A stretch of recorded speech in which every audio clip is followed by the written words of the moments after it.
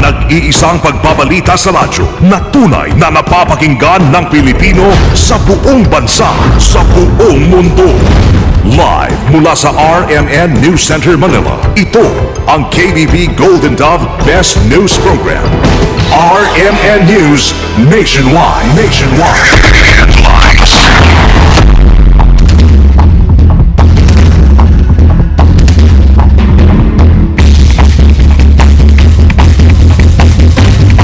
Sa RMN News Nationwide ngayong umaga, Bangko Sentral ng Pilipinas tutol sa money ban ng COMELEC kontra vote buying. Retrieval operation sa 5 namatay sa biglang phreatic explosion ng Bulkang Mayon sinuspindi. COMELEC Chairman Sixto Brillantes sa harap sa Korte Suprema ngayong araw kaugnay sa issue ng source code. 4 na Pinoy peacekeepers bagong biktima ng kidnapping sa Golan Heights. Sa negosyo, inflation rate noong Abril mabagal. At sa ibayong dagat, 55 patay sa pag-atake ng mga rebelde sa Nigeria. RMN News Nationwide. Sa hirap ng buhay, paano hahanap ang buhay? Basta may hanap buhay. Hanep buhay sa handicraft. Kay Mrs. Hanep buhay. Hanep buhay sa konstruksyon. Kay Mrs. Hanep buhay. Hanep buhay sa pagpabrika. Kay Mrs. Hanep buhay. Mahanep na ang buhay. Kay Mrs. Villar. Mrs. Cynthia Villar for Senator. Political advertisement paid for Cynthia Villar, Masibay Street, BFRV, Las Piñas City. Political advertisement paid by Jane Inte, Aurelio Street, BFRV, Las Piñas City. Unang boto ko para sa maaasahan at disenteng hanap buhay. Sakay na! Isang boto ko para sa napapanahong edukasyon. Boto kami kay Brother Eddie Villanueva, isang taong maaasahan at mapagkakatiwalaan. Tulong-tulong tayo. Walang iwanan sa umangat na bayan. Ito po si Brother Eddie Villanueva, number 31 sa balota para senador. Political ad paid for Tangon, Pilipinas by BP, BPM, Strata 2000, Ortigas Center, Pasig City. Bakit natin iboboto si Senador Coco Pimentel? Mga mahal kong kababayan, Coco Pimentel po, anak ni Nene Pimentel. Kagaya po ng aking tatay, ako ay sumusumpa. Uunahin ko ang kapakanan ng mahihirap, mga programa sa pagkain, trabaho, at lalong palakasin ang local governments. Magiging tapat ako sa aking tungkulin, hindi magnanakaw, hindi magpapayaman, hindi mandadaya. Ako po si Senador Coco Pimentel. Vote number 27, Coco Pimentel for Senator. Political ad paid for and by Aquilino Coco Pimentel III, Highway 54, Building EDSA, Mandaluyong City. Si Benigno Bamakino po. Noong 1986 People Power, ang hamon ng panahon ay tapusin ang diktadura. Ngayong 2013, ang hamon ay tapusin na ang kahirapan. Lalong-lalo na para sa magsasakang naghihikahos at kailangan ng suporta ng gobyerno. Sisikapin ko na ang bawat pamilya may trabaho, negosyo, kumikita at umaasenso. Benigno Bamakino po para sa Senado. Ito and by Benigno Bamakino, 446 EDSA Makati. Jack and Rile, kain mura para sa mga tao. Jack and Rile, tapat na presyo ang hangat para sa'yo. Jack and Rile, sa Senado tayo'y tutulungan. Jack and Rile, numero 12 sa balota. Jack and Rile, kay Jack and Rile, ox na ox tayo. Political advertisement paid for Jack and Rile, Macrima Building, 1666 Escuela Street, Guadalupe, Makati City. Political ad paid by Pan Pacific Royal Basic Foods, 2111 Jaca Building, Chino Rosas Avenue, Makati City. Ikaw ba ay tutungo ng Cagayan de Oro? For the best hotel accommodation, stay at the VIP Hotel because you are a VIP. Hirap humanap ng trabaho. Pag pangit ka pa, tsugi ka. Di pwede kay Gordon yan. Patas dapat. Trabaho para sa lahat. Yan si Nick Gordon, nakagawa ng 2 million jobs sa WOW Philippines, 300,000 jobs sa Subic, Olongapo, Zambales, Batangan at Pampanga at 75,000 ang nakatanggap ng livelihood projects sa buong Pilipinas. Sir, good job. Iboto, Senador Gordon. Trabaho mo, trabaho ko. This political ad was paid for Dick Gordon, Gallagher Street, Olongapo. This political ad was paid by Bagong Bayan, Volunteers for a New Philippines, Classical 1, HV de la Costa, Makati. Bakit iboboto ni Richard Yap si Ramon Magsaysay Jr. sa Senado? Piliin natin ang taong may integridad at higit sa lahat, tapat sa taong bayan. Para kay Richard Yap, Magsaysay is still our guy. bakit iboboto ni Ding Dong Dantes si Ramon Magsaysay Jr. sa Senado? Boto ko kay Ramon Magsaysay Jr. May integridad, mapagkakatiwalaan, may pinatunayan. Yan ang tatak Magsaysay.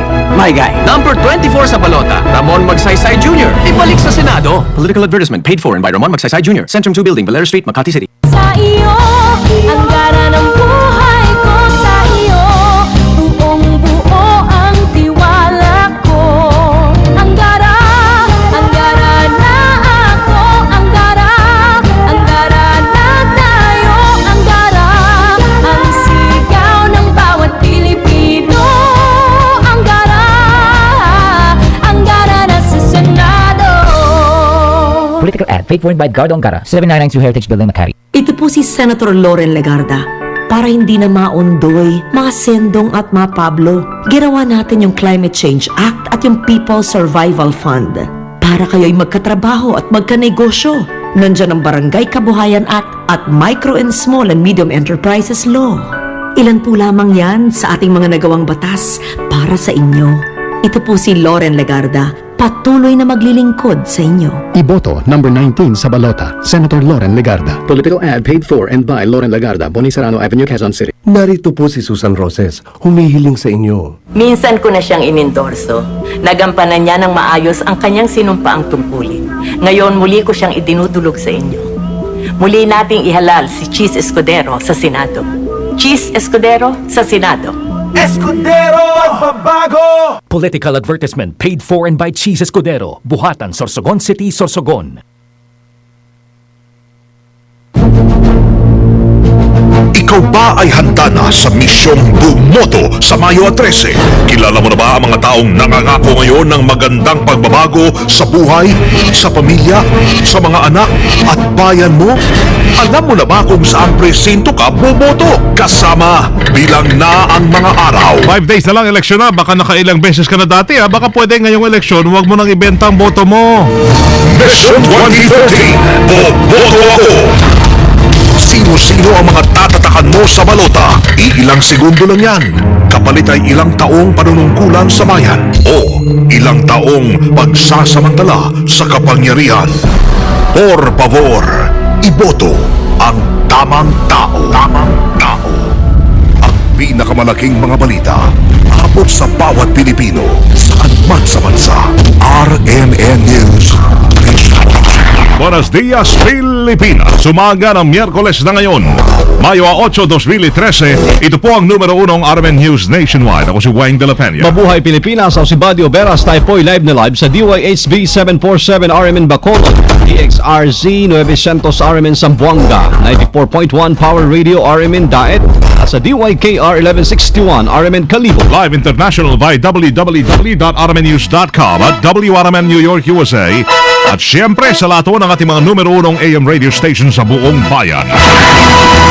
Tutol ang Bangko Sentral ng Pilipinas sa COMELEC Resolution 9688 o yung bagong patakaran ng poll body na nagbabawal sa pag-withdraw at pagbiyahe ng malaking halaga ng salapi epektibo ngayong araw. Para sa BSP, makakaapekto ito sa kalakaran ng ating bansa o kalakalan ng ating bansa dahil mababawasan ang sirkulasyon ng pera sa merkado. Kaugnay nito, hinimok ng BSP officials ang COMELEC na bantayan na lamang yung mga kaso ng vote buying sa halip na magpatupad ng money ban. Ito ang kauna-unahang pagkakataon na nagpatupad ang komisyon ng ban sa mga transaksyon na ginagamitan noon ng malaking halaga ng salapi. Batay sa COMELEC Resolution 9688, ang naturang ban ay iiral simula ngayong araw, Mayo 8 hanggang Mayo 13 para mapigilan umano ang vote buying. Laman ng resolusyon na bawal na ang mag-withdraw ng mahigit 100,000 pesos para sa isang araw, maging ang pagbiyahe ng 500,000 pesos cash ay pagbabawal na rin sa loob ng 5 araw. Pansamantalang itinigil po ang retrieval operation sa Camp 2 sa 5 nasawi kasunod ng nangyaring phreatic explosion ng Bulkang Mayon, habang nagpapatuloy naman ang paghahanap sa ilan pang mga mountaineers na naiwan at sugatan sa itaas ng bulkan. Una ng kinilala madayuhan na nasawi na sina Joan Edosa, Roland Tiesa, Para Prains at Purian Stelfer kasama si Jerome Berin na isang Pinoy tour guide. Nabatid na halos binalot na makapal na ulap ang tuktok ng Bulkang Mayon kahapon na nagpahirap sa mga rescuers na makalapit sa 4 na bangkay ng mga Germans at isang Pinoy na nadaganan ng malalaki at nagbabagang bato mula sa bulkan. Sugatan naman na nakababa ng ligtas ilan pa mga mountaineers mula sa Camp 1 kasama ng 2 Thai na sina Nichi Ruang Pisit at Tanud Churich Perak. isang Austrian na si Sabine Stroberger at mga Pinoy na sina Bernard Hernandez, Calixto Balunso at Kenneth G. Salva. Sa ngayon, pawang nasa ospital na ang mga sugatan na nakatada namang isa ilalim sa stress debriefing.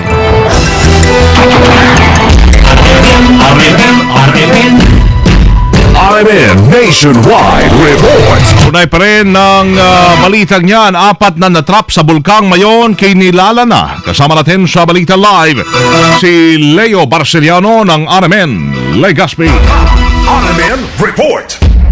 Kaugnay sa walang puklat na pagtutok ng pamalang lalawigan ng Albay at lungsod ng Legazpi, 10 ng Armed Forces of the Philippines at Philippine National Police, Philippine Coast Guard, nakilala na ngayon ang 4 na anyay tinatatabunan pa at nasa Camp 2 ng Bulkan Mayon makaran itong sumabog kahapon na alas 8:06 ng umaga. Sa pinalabas ngayon na ulat ng Task Force Mayon Search and Rescue Operation ni Albay Governor Joey Suarez Salceda sa ulat ng EFF-PNP, nakilala na ang 4. Ang isa dito ay si Farah Frances, isang Spanish national.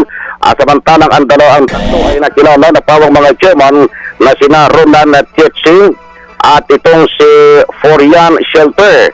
At ang pangatlo naman na si Juan Enosa. Ang 4 na ito ngayon ang formal na tinututukan ng mga rescuers sa Camp 2 para anyang maibaba ang mga labi nito mula sa Camp 2 patungo naman sa lungsod ng Legazpi. Sa mga oras na ito ay nag-umpisa ng search and retrieval operation dahil kahapon anyay pansamantalang tinigil ito kaugnay pa rin sa malakas at makapal na fogs at dumilim ang buong kapaligiran kung kaya ito'y sinuspinde ng Task Force Mayon Team. Kasama mo sa RMN Legazpi para sa District 558, Leo Barceliano, Tatak, RMN. Radyo mo Nationwide. Mission 2013. Boboto ako. Kasama si Team Pinoy Senatorial Candidate, Senator Alan Peter Cayetano. Senator Cayetano, magandang umaga po sa inyo. Magandang umaga, Wen at Buddy at sa lahat ng ating kababayan sa buong bansa. Marami po salamat. Ngayong patapos na ang kampanya, 5 days to go at base po sa narinig nyo sa mga listening tours nyo, Senator Alan, paano nyo po may susulong talaga ang pitik, ang presyo, trabaho, kita program po ninyo? Well, kailangan talaga, Wen at Buddy, komprehensibo, hindi pwedeng tingi-tingi ang programa, maging halimbawa sa ating agrikultura, no? Hindi pwedeng hiwalay-hiwalay yung programa ng post-harvest facilities, ang ating pong mga gamit sa pag-araro, punla, ang ating pong fertilizer, ang ating pong farm-to-market roads, at ang ating pong irrigation, no? So, ganun din po sa presyo trabaho kita, yung presyo ng gasolina, madali natin ma-stabilize to kung yung pagbubuwis nito ay babawasan natin o magiging floating rate. Ang ating edukasyon dapat talagang tungo sa employment, no? We can create more than 1 million jobs dito sa call centers at BPOs na malalaki sweldo kung aayusin natin ng konti ang ating education. At pangatlo po sa ating kita, talagang yung small entrepreneur programs kasama ang One Town, One Product. Kung bibigyan ng 500 million hanggang sa 1 billion ang bawat region natin, na ito kayang-kaya po Weng at Buddy, dahil sa ang ating conditional cash transfer ngayon ay 40 billion at balak ng gawin 80 billion next time, no? So nakikita po natin na utang o kapital o 5-6 ang nagiging problema nationwide ng ating maliliit na mga negosyante. So imbis na trabaho parati ang hinahanap, kung ang negosyo ay matutulungan po natin, meron ilan mga programa na ang gobyerno katulad ng DTI, yung shared facilities nila, pero napakaliit ng pondo, no? 700 million para sa buong bansa, halos walang hindi aabot ng 100 million sa bawat region ito. So Buddy at saka Weng, marami pong programa at maraming best practices around the world na pwede nating kopyahin na sa gumagandang ekonomiya kung paano mapabilis na maramdaman ng ating kababayan ito. Ano po ang uunahin nyo, Senator, doon sa, although sinasabi nyo na sabay-sabay, pero ano po yung uunahin yung batas na itutulak para ho dito sa inyong PTK o pitik na programa? Sa presyo ba, trabaho o kita? Hindi talaga pwedeng tingi-tingi, kailangan sabay-sabay. But itong yung pagbaba ng, alam mo, nung 2010, ang kinita ng gobyerno sa VAT ay 68 billion. Itong 2011 ay mahigit 90 billion at itong 2012 kinocompute pa pero between 110 to 120 billion, no? So ibig sabihin habang tumataas ang presyo ng gasolina, lumalaki kita ng ating gobyerno, Pero nagmamahal ang mga, halimbawa ang semento from 195 pesos to 220. So ang tingin ko dapat ma-stabilize muna ang presyo. Pero kasabay nito, kasi sa budget naman, no, by October we will be dealing with the 2014 budget, ay pwedeng sabay-sabay po i-address, no, yung agrikultura, yung sa small businesses, at yung mga bagong programa. But I'm hoping po before the end of this year, yung mga nagawa na natin before, katulad ng sin taxes, pasintabi lang sa mga mahilig uminom at manigarilyo, ay dapat bumuhos na yung pondo papasok nun at yung mga health programs at mga mobile clinic ay may deliver na sa bawat distrito, no? So, I'm hoping budget when na talagang yung nangyayari ngayon na very upbeat ang mga mayayaman, very upbeat ang mga negosyante, totoo naman gumaganda ekonomiya, pero totoo din na maraming walang trabaho at maraming naghihintay na bumaba or sa grassroots pumunta yung kagandaan ng ekonomiya. So, ang susi, yung mga programa, pag sinabi ko naman sabay-sabay budget, what I meant is that we can also do it regionally, no? Kasi sa bawat region, iba ang problema. Katulad ngayon, halimbawa sa Mindanao, di ba? Brown out ang problema. So, kailangan din nila ng ibang klaseng pantawid habang hindi pa nasosolve ang problema dyan dahil lumiliit na nga kita, nasisira pa yung mga appliances. So, kailangan talaga ang approach natin ay very local at very regional pagdating natin sa mga small businesses.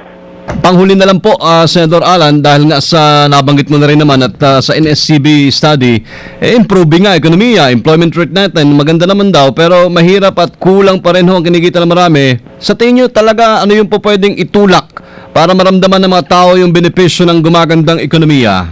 Well, unang-una dapat i-recognize natin yon. The same time i-recognize natin na gumaganda ekonomiya, styling tayo sa buong mundo ng ating ekonomiya. Matagal din talaga ang trickle down, no? Sa China, umabot ng 1.5 dekada bago nawala ang poverty or lumiit. So, ang question, ano bang ginawa ng Thailand, ng Malaysia, na pati Vietnam na panay gera nung 30-40 years ago?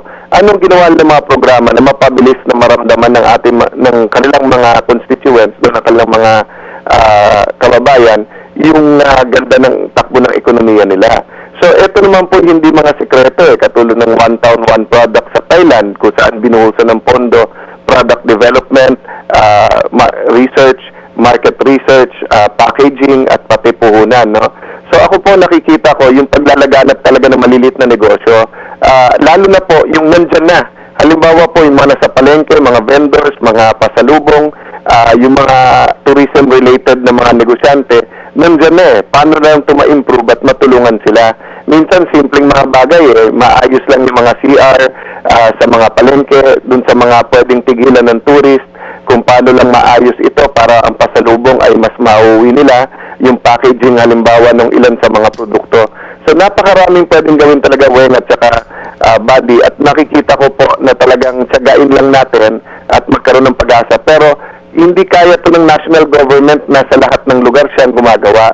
So sana talagang yung people's organizations, NGOs, mga asosasyon, mga himpilan ng radyo, mga kapatid natin sa media na tumutulong talaga ay gamitin ng husto ng gobyerno. Tingnan niyo po ang halimbawa yung himpilan, di ba? Nung nagkaroon ng Sendong, nagkaroon po ng iba't ibang mga bagyo sa Mindanao. Ang mga himpilan ninyo po ang naging daan na maraming milyon-milyon natin mga kababayan ay tumulong. So, it's really now about partnership. So, tamang programa, pero tamang partnership din sa mag-i-implement ng mga programa. Baka ko kayo may mga nakaschedule pa o nakaschedule na listening tour ngayong araw. Senator, salamat ng marami sa inyong panahon. Well, punta po kaming later mamayang hapon at pagkatapos po, bukas naman sa Malabon and then mag-wrap up na rin po ang campaign. Pero ipapagpatuloy natin to sa social media at sa mga kababayan natin that we can communicate with. Salamat ng marami sa inyong himpilan at programa at sana po, Buddy at Weng, singilin niyo po kami dahil napakarami po namin na humingi ng oras sa inyo during the campaign para marinig ng ating kababayan. Ang napaka-importante, kung sino man mapupusuan, mapipili ng ating mga kababayan, ay masingil ang kanilang mga commitment at mga plataforma. Bumoto po tayo sa Monday at pagdasal natin mabuti ang ating bansa. Magandang umaga at salamat po sa inyong programa. God bless po. Salamat na magandang umaga. Live si Senator Alan Peter Cayetano. Mission 2013. Boboto ako. Comelec Chairman Sixto Villantes haharap sa Korte Suprema ngayong araw at yung 4 na Pinoy peacekeepers bagong biktima ng kidnapping sa Golan Heights. Yan at iba pang mga balita sa pagbabalik namin. RMN News Nationwide. Para tuloy-tuloy ang biyaya ng tuwid na daan, kailangan kong maging kasangga ang buong Senado. Sani Angara, Bam Aquino, Alang Cayetano, Cheese Escudero, Risa Ontiveros, Loren Legarda, Jambi Madrigal, Ramon Magsaysay Jr., Coco Pimentel, Grace Poe, Antonio Trillanes, Cynthia Villar. Huwag na tayong umatras pa. Huwag na natin balikan ang katiwalian. Sama-sama nating ihatid ang Team Pinoy sa Senado. Bumoto ng tweet. Iboto ang Team Pinoy. Political advertisement paid for by Liberal Party. EDSA Corner, General MacArthur Avenue, Araneta Center, Cubao, Quezon City. Sa mga kapwa ko magulang, ako si Nancy Binay. Upang maisaayos natin ang kinabukasan ng ating mga anak, hindi po sapat na sila'y mapag-aral at mapalaking malusog at malayo sa sakit. May ibang mga kailangan po tayong ayusin, gaya ng irigasyon sa ating mga palayan. 1.5 milyong ektarya pa rin ang umaasa sa ulan. Hindi lang magsasaka ang nahihirapan, kundi ang buong bayan. Nancy Binay for Senator, number 5 sa Balota. Paid for and by Nancy Binay, 8514 Kaong Street, San Antonio, Makati City.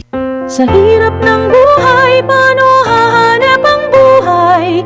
Basta may hanap buhay. Hanep, buhay sa handicraft. Kay Mrs. Hanep buhay. Hanep, buhay sa konstruksyon. Kay Mrs. Hanep buhay. Hanep, buhay sa pagpabrika. Kay Mrs. Hanep buhay. Mahanep na ang buhay. Kay Mrs. Villar. Mrs. Cynthia Villar for Senator. Political advertisement paid for Cynthia Villar, Masibay Street, BFRV, Las Piñas City. Political advertisement paid by Jane Inte, Aurelio Street, BFRV, Las Piñas City. College graduate niya, wala namang mahanap na trabaho. Pag may kapansanan ka pa, dehado ka. Di pwede kay Gordon yan. Patas dapat. Trabaho para sa lahat. Yan si Nick Gordon. Nakagawa ng 2 million jobs sa WOW Philippines. 300,000 jobs sa Subic, Olongapo, Zambales, Bataan at Pampanga. At 75,000 ang nakatanggap ng livelihood projects sa buong Pilipinas. Jobs are done, sir. Iboto, Senador Gordon. Trabaho mo, trabaho ko. This political ad was paid for Dick Gordon, Gallagher Street, Olongapo. This political ad was paid by Bagong Bayan, Volunteers for a New Philippines, Classical 1, HV de la Costa, Makati. Jack and Rile, kahit mura para sa mga tao. Jack and Rile, tapat na presyo ang hangat para sa'yo. Jack and Rile, sa Senado tayo'y tutulungan.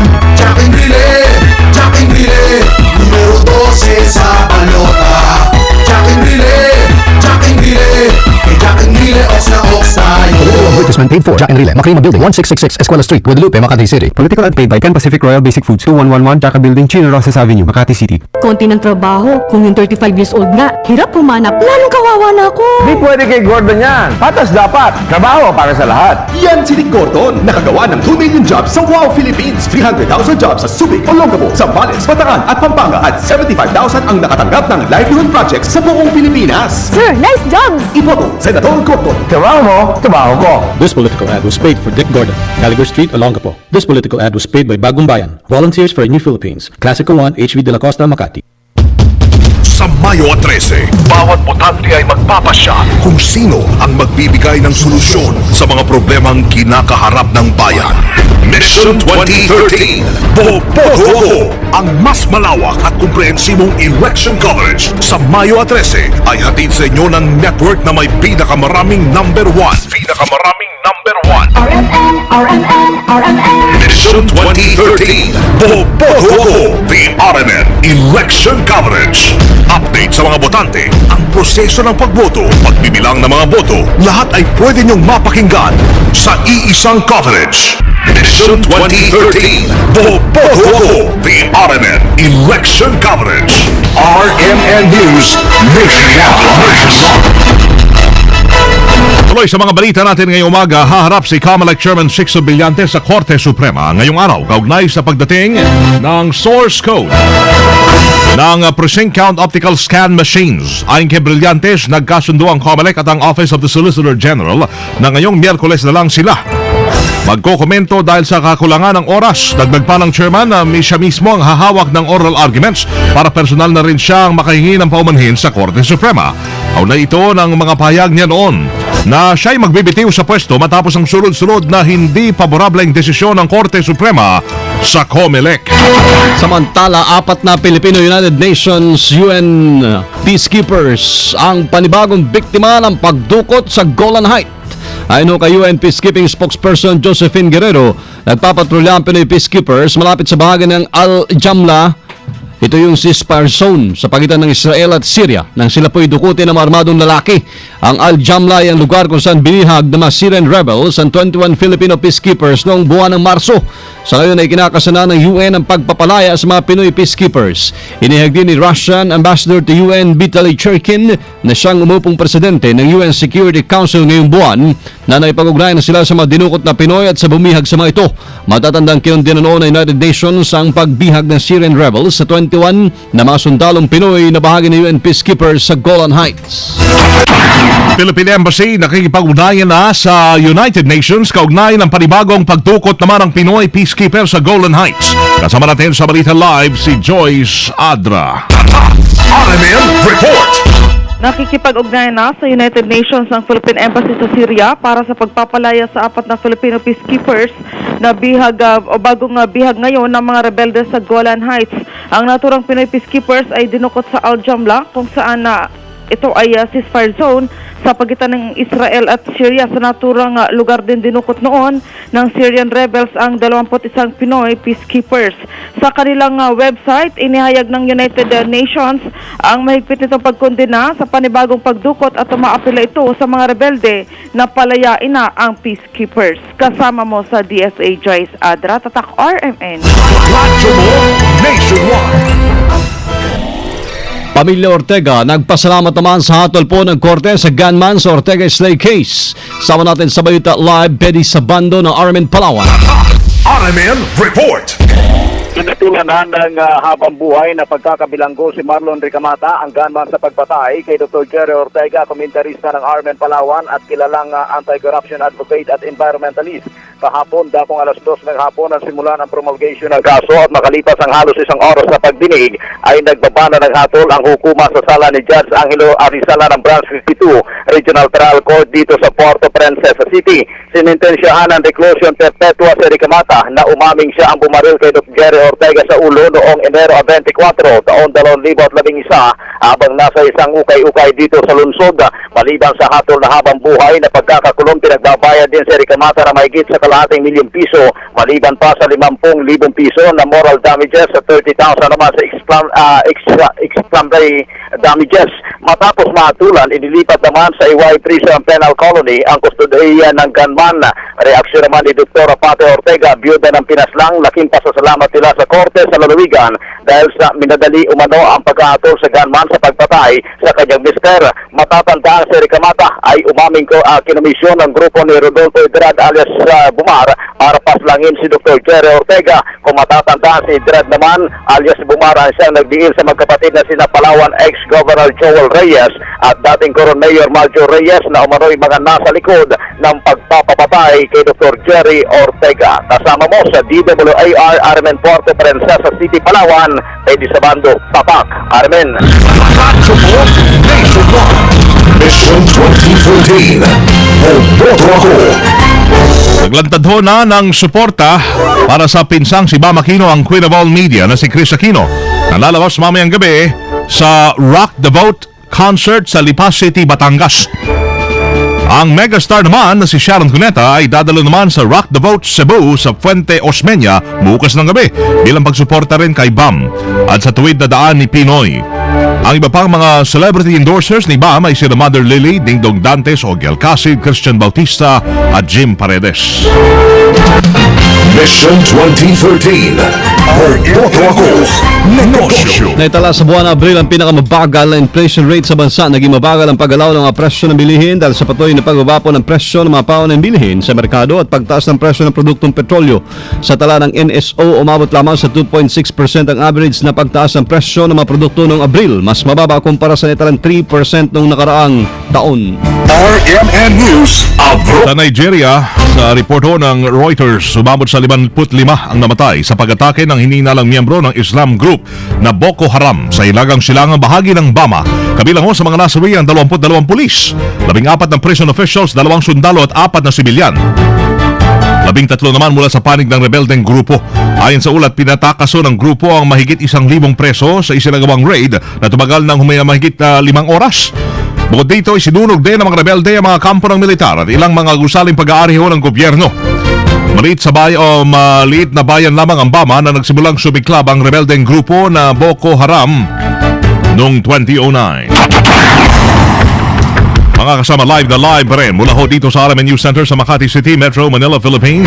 Inyo po narinig ang numero 1 RMN News nationwide ngayong Miyerkules, Mayo 8, 2013. Sa mga taga-Iligan, susunod na dyan sila kasamang Ramil Imborong at Jesse Chris Kinabato sa RMN News Diretso Balitang Iligan. Sa number 1 pa rin, himpilan dyan na may audience share na 92.91%. Yan. Sa latest survey kasamang weng mga kasama ng KBP RRC Kantar Media, DXIZ 711.